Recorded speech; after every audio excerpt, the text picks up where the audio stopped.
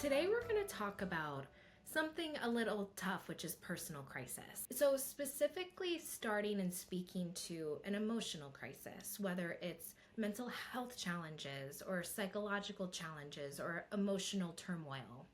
What are some of the warning signs that someone might be in an emotional crisis or on their way to one? Warning signs that can be signs of an emotional burnout. You don't understand, but then one day you wake up and you feel, oh, I don't like my job anymore. And last year, actually, I loved it, but now I feel completely detached from my work and why I'm doing it. Like, I remember an example of a client that I had, and she came to me because she realized that at the end of the day, she would finish her project, but also her house chores, anything that fits under the umbrella of duty and responsibility.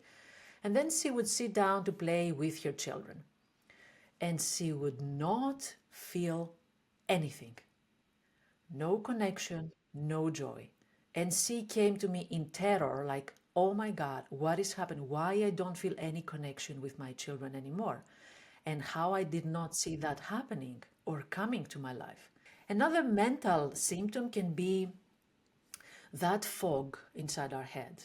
Like we're struggling to remember something. We're struggling to finish a project. We know that we used to finish that in 1 hour, but why now does it take 5? What are, in addition to emotional burnout, what are some of the other common challenges that your clients come to you with? I think we go to therapy for everything that we haven't learned at school and we should have, like relationships. We didn't learn anything about relationships at school.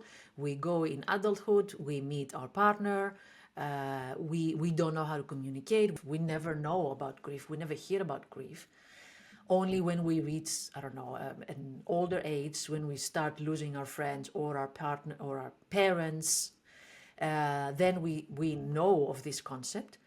And in loss, everything loss, I think loss is a big umbrella. We're talking about any kind of loss, like moving to a new country. So, what would you say to somebody who's listening that might be in that age demographic and has been considering therapy for a while, and they are just for all the concerns and fears and narratives that you just said?